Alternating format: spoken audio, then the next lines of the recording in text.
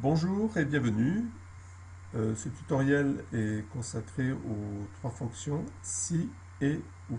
Il a été réalisé par AGI67.fr. Alors, le mieux pour l'expliquer, c'était de partir d'un exemple.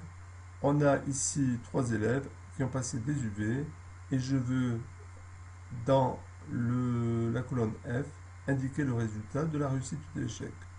La condition, il faut que tous les UV soient supérieurs ou égal à 10 pour qu'il y ait réussite. Alors pour cela, je vais travailler sur la cellule F2 dans laquelle je vais écrire que si, donc première fonction, j'ouvre la parenthèse, je la ferme pour ne pas oublier par la suite, et dedans je vais écrire mon test logique.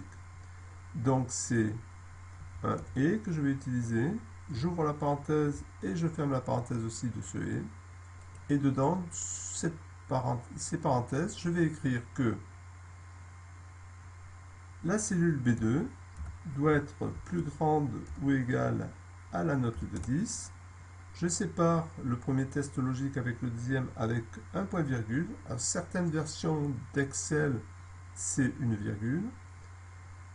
Ensuite, donc, C2 doit être plus grand ou égal à 10.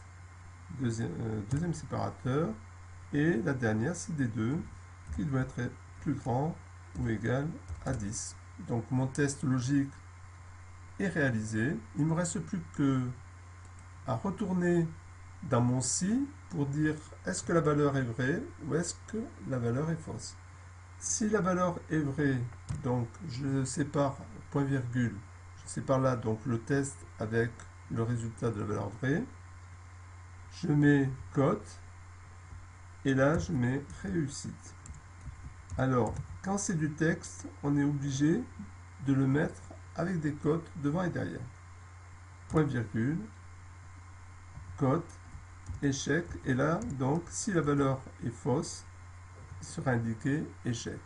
Je n'ai plus qu'à valider, et je vois donc que Laurence a réussi. Il suffit de copier-coller cette formule pour qu'elle se reproduise dans les autres lignes. Et Excel, automatiquement, recalcule les valeurs de lignes. C'est-à-dire, donc, il est passé de B2 à B3, et pour la dernière, il est passé de B2 à B4, etc. Voilà, maintenant, on peut avoir une autre condition que il faut avoir 10 à tous les UV.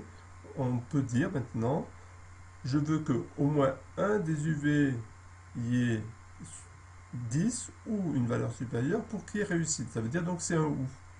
Donc à ce moment-là, je vais dans F2, je remplace mon et par ou. Voilà. Donc ça veut dire que si B2 ou C2 ou D2 est plus grand ou égal à 10, c'est réussi. Ça veut dire donc maintenant quand je vais faire un copier-coller de cette formule, Jérôme, malgré ces deux notes à l'UV2 et l'UV3 inférieures à 10, a quand même réussi.